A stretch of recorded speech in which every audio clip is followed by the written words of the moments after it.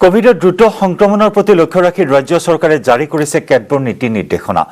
ৰাজ্য চৰকাৰে শেহতীয়াকৈ জাৰি কৰা এছঅপি অনুসৰি দিনৰ 2 বজাৰ পৰা সকলো ব্যৱসায়িক প্ৰতিষ্ঠান বন্ধ কৰাৰ লগতে সকলো ব্যক্তিগত আৰু চৰকাৰী খণ্ডৰ কাৰ্যালয় বন্ধ কৰাৰ নিৰ্দেশ দিছে। কিন্তু চৰকাৰী নীতি নিৰ্দেশনা যদি কৰবাত ঢুকি পোৱা নাই, আন কৰবাত আকৌ এছামে মনা নাই কোনো নীতি নিৰ্দেশনা। তথাকথিত শিক্ষিত তেওঁলোক কিন্তু নামানে কোনো নীতি নিয়ম, নিজৰ লগতে আনলৈও কঢ়িয়াই আনে বিপদ। কৰোনাৰ দ্ৰুত সংক্ৰমণে দেশ চানি ধৰাৰ পিছতো মাস্ক পৰিধান নকৰে ৰঙিয়াৰ এছাম শিক্ষিত লোকে। কেৰেপ নকৰে নীতি নিয়ম জৰিমনালৈও। মাস্ক অবিহনেই ওলাই আহে ৰাজপথলৈ।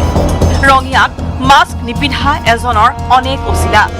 এছামে আকৌ নাজানেই মাস্ক কেনেকৈ পিন্ধে। কোনোবাই যদি ঠুটৰিৰ তলত মাস্ক পিন্ধিছে, আন কোনোবাই আকৌ কাণত আঁৰি ৰাখিছে মাস্ক। সামাজিক দূৰত্বও শূন্য।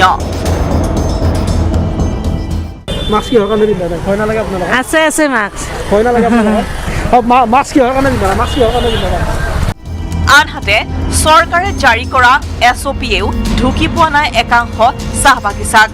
পুৱা 8 বজাৰ পৰা বিয়লি 4 বজালৈকে কাম কৰিবলগীয়া হৈছে বাগিচাৰ শ্ৰমিকে। কাজিৰঙাৰ আমালাংবাটিত অধীনস্থ হাতীখুলি চাহ বাগিচাত দৈনিক শতাধিক মহিলাই একেলগে পাত তুলি আহিছে। চাহ বাগিচাত কৰ্মৰত মহিলাসকলৰ দাবী, চৰকাৰে যিদৰে ব্যক্তিগত খণ্ড আৰু চৰকাৰী খণ্ডত কৰ্মৰত কৰ্মচাৰীসকলক দিনৰ 2 বজালৈহে কাম কৰাৰ নিৰ্দেশনা জাৰি কৰিছে, ঠিক সেইদৰে বাগিচাত কৰ্মৰত শ্ৰমিকসকলৰ ক্ষেত্ৰতো সেই ব্যৱস্থাই কৰক। দিনটো কাম কৰাই পেলাই 4টা বজালৈকেহে ছুটি দিছে, কিন্তু আমাক সব জায়গা যদি দোকান চোকান বন্ধ, তেতিয়া 2টা বজালৈকে আমাৰ বাগানতো থাকিব লাগে আৰু গোটেই দিনৰ হাজিৰাটো আমি পাব লাগে। ভয় লাগিছে, ভয় লাগিলে উপায় নাই নহয়, কাম কৰিবই লাগিব। হাতীখুলি চাহ বাগিচা কৰ্তৃপক্ষক কোভিড বিধি অনুসৰি 50% শ্ৰমিক আৰু কামৰ সময় দিনৰ 2 বজালৈ হ্ৰাস কৰাৰ দাবী জনাইছে আটচাই। তেওঁলোকৰো জীৱন আছে আৰু সেই জীৱনৰ লগত যাতে তেওঁলোকে হেতালি খেলিব নালাগে।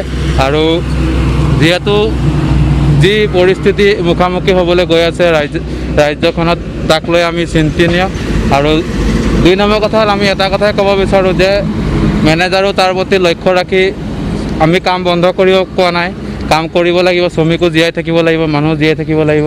কিন্তু কথা হ'ল কি, যি মজুৰি, সেই মজুৰি প্ৰাপ্য দি তেওঁলোককো আমি 2 বজাত কাম ছুটি দিবৰ বাবে আমি বোকাখাট শাখাৰ তৰফৰ পৰা আটচাই দাবী জনাইছোঁ। লক্ষণীয়ভাৱে বাগিচা কৰ্তৃপক্ষই শেহতীয়া এছঅপিত বাগিচাত কৰ্মৰত শ্ৰমিকসকলক লৈ চৰকাৰী কোনো নিৰ্দেশনা নাই বুলিহে মন্তব্য কৰে। এতিয়া যিখন ছেকেণ্ড এছঅপি গভৰ্ণমেণ্ট অফ ইণ্ডিয়াৰ পৰা আহিছে, তাত টি গাৰ্ডেন ফাংচনিংটো নৰ্মেল ফাংচনিঙৰ কথাই কোৱা হৈছে, প্ৰভাইডেড যিখিনি ক'ভিড প্ৰট'কল আমি মানিব লাগে, ছ'চিয়েল ডিষ্টেঞ্চিং, চেনিটাইজেশ্যন, সেইখিনি মেইনটেইন কৰি পেলাই নৰ্মেল ফাংচনিং কৰিব পাৰে এজ পাৰ দ্য এছঅপি। চ' আমি সেইখিনি গোটেইখিনি কৰি আছোঁ। ৰঙিয়াৰ পৰা ইনামুল ইছলাম আৰু কাজিৰঙাৰ পৰা বিতুপন বৰাৰ report, news 18 Assam north east. 10 দিনত 36,110 গৰাকী কোভিড ৰোগীৰ মৃত্যুৰে বিশ্বৰ ভিতৰতে অধিক লোকৰ মৃত্যু হোৱা দেশৰ অপ্ৰত্যাশিত অভিলেখ ৰচিলে ভাৰতে। আৰু দেশৰ এনে পৰিস্থিতিৰ বাবে চৰকাৰৰ বিফলতাক আঙুলিয়াই প্ৰধানমন্ত্ৰীলৈ পত্ৰ প্ৰেৰণ কৰিলে কংগ্ৰেছ নেতা ৰাহুল গান্ধীয়ে।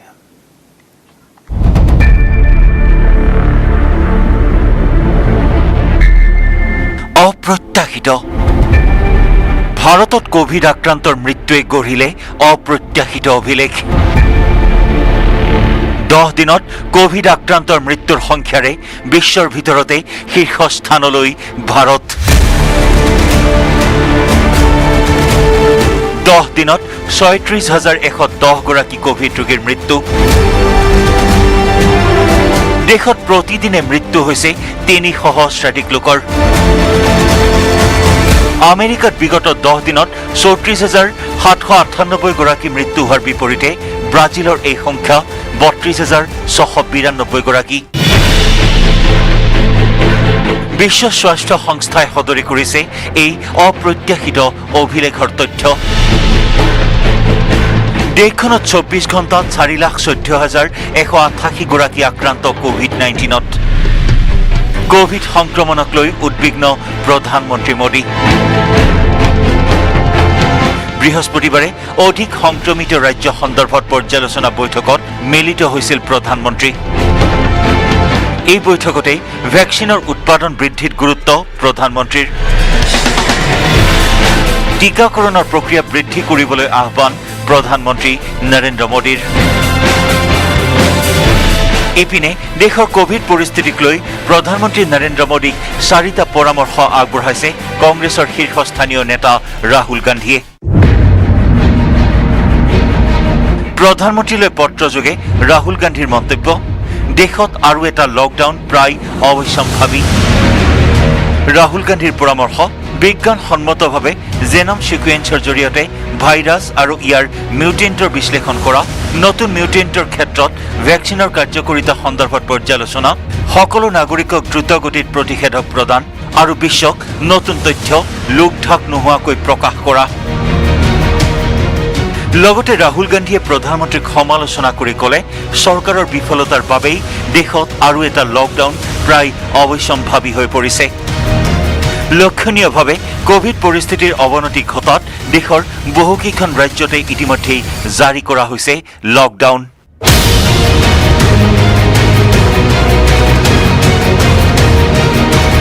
News desk report, news 18 Assam north east. ৰাজ্যজুৰি আজিৰে পৰা আৰম্ভ হ'ল 18 বছৰৰ পৰা 44 বছৰৰ ব্যক্তিক প্ৰতিষেধক প্ৰদান কাৰ্যসূচী। প্ৰতিখন জিলাতে প্ৰশাসনে নিৰ্দিষ্ট কৰি দিয়া প্ৰতিষেধকৰ প্ৰদান কেন্দ্ৰত পুৱাৰে পৰা শাৰী পাতিলে শ শ লোকে। ৰাজ্যত আৰম্ভ হৈছে 18ৰ পৰা 44 বছৰ বয়সৰ ব্যক্তিৰ কোভিড ভেকচিন সেৱা। বিভিন্ন জিলাত কোভিডৰ ভেকচিন ল'বলৈ কোভিড প্ৰটকল মানি ওলাই আহিছে যুৱক যুৱতীসকল। আজিৰ পৰা সমগ্ৰ জিলাখনতে 18ৰ পৰা 44 বছৰৰ বয়সৰ যিসকলে ৰেজিষ্ট্ৰেশ্যন কৰিছে তেওঁলোকক যিলোকে পঞ্জীয়ন কৰিছে তেওঁলোকক ভেকচিন প্ৰদান কৰা হ'ব আৰু সকলোকে পঞ্জীয়ন কৰিবলৈ অনুৰোধ জনাইছে স্বাস্থ্য বিভাগৰ তৰফৰ পৰা। আৰু দেখিবলৈ পোৱা গৈছে নগাঁও প্ৰেছ ক্লাবত আজিৰ পৰা এই কাৰ্যসূচী শুভাৰম্ভ কৰা হৈছে। আনহাতে চৰকাৰীভাৱে ঠায়ে ঠায়ে সাজু কৰা হৈছে ভেকচিন চেণ্টাৰ। এয়া হাটগাঁও বিদ্যালয়ৰ দৃশ্য।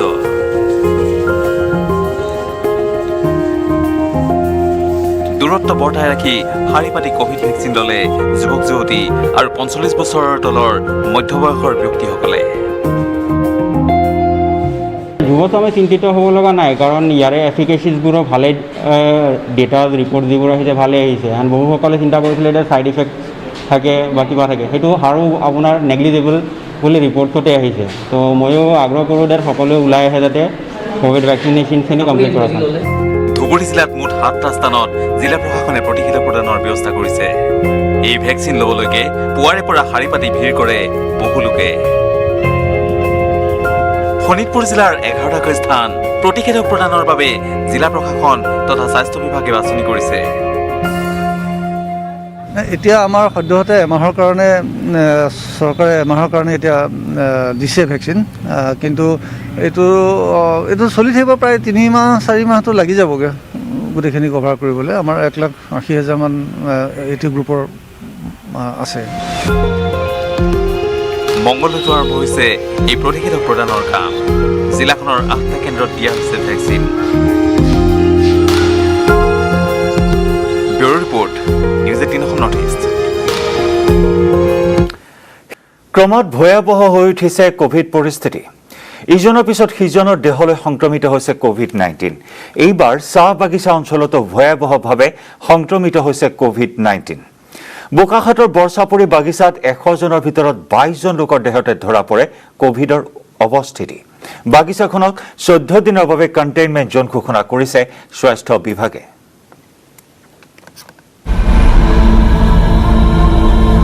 ৰাজ্যত বাঢ়ি আছে কোভিড-19ৰ সংক্ৰমণ।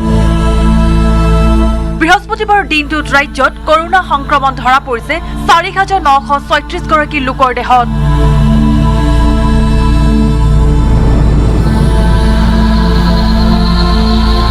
ইয়াৰে কামৰূপ মেট্ৰত সংক্ৰমিত হোৱা লোকৰ সংখ্যা 1,353 গৰাকী। বৃহস্পতিবাৰে ৰাজ্যখনত 46 গৰাকী কোভিড ৰোগীৰ মৃত্যু হয়। ৰাজ্যত কৰোনা সংক্ৰমণৰ হাৰ 8.4%। ৰাজ্যত কোভিড ৰোগী আৰোগ্যৰ হাৰ 87.5%।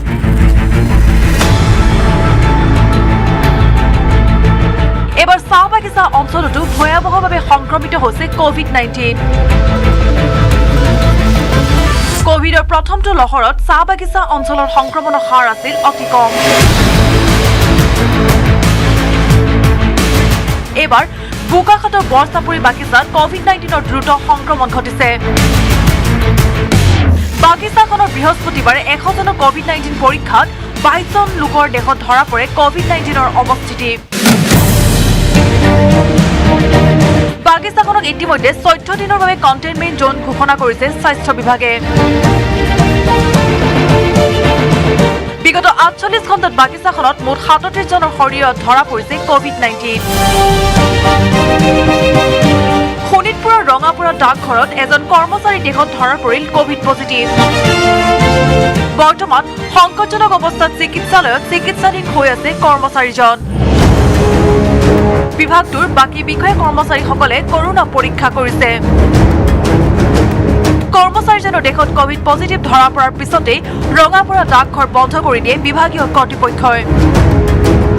3 দিন হ'ল তেখেতৰ কৰোনা পজিটিভ ৰিপৰ্টটো অহা, তেতিয়াৰ পৰা বৰ্তমান তেখেতক TMCত ৰখা বুলি আমি জানো। এতিয়া ওপৰৰ পৰা যি আমাৰ ইনষ্ট্ৰাকশ্যন আছে, গতিকে আমাৰ গোটেইখিনি ষ্টাফক কোভিড পজিটিভ টেষ্টৰ কাৰণে ইনফৰমেশ্যন আহিছে। ইপিনে বৃহস্পতিবাৰে গহপুৰৰ কোভিড আক্ৰান্তৰ প্ৰথমগৰাকী ৰোগীৰ মৃত্যু ঘটে।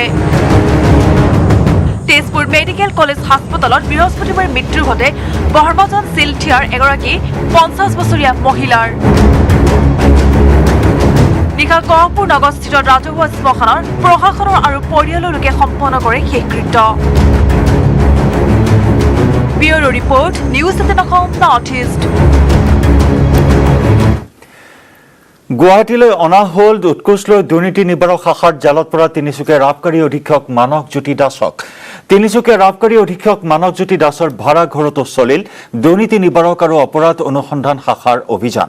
মানসজ্যোতিৰ ঘৰৰ পৰা অভিযানকাৰী দলটোৱে জব্দ কৰে 3,91,000 টকা। এই ৰিপৰ্ট আগবঢ়াই আজিৰ দ্য প্ৰাইম শ্ব'ৰ পৰা বিদায় লৈছো। নমস্কাৰ।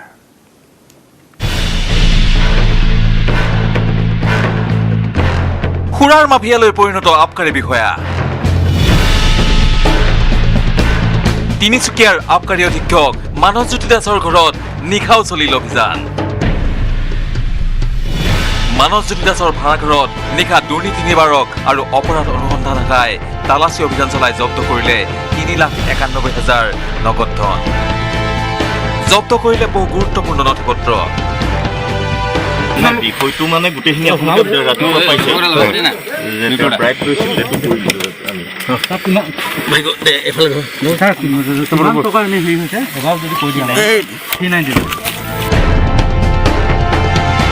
তিনিচুকীয়াৰ আবকাৰী অধীক্ষক মানসজ্যোতি দাসক দিনৰ ভাগত কাৰ্যালয়ৰ পৰা আটক কৰিছিল দুৰ্নীতি নিবাৰক আৰু অপৰাধ অনুসন্ধান শাখাই।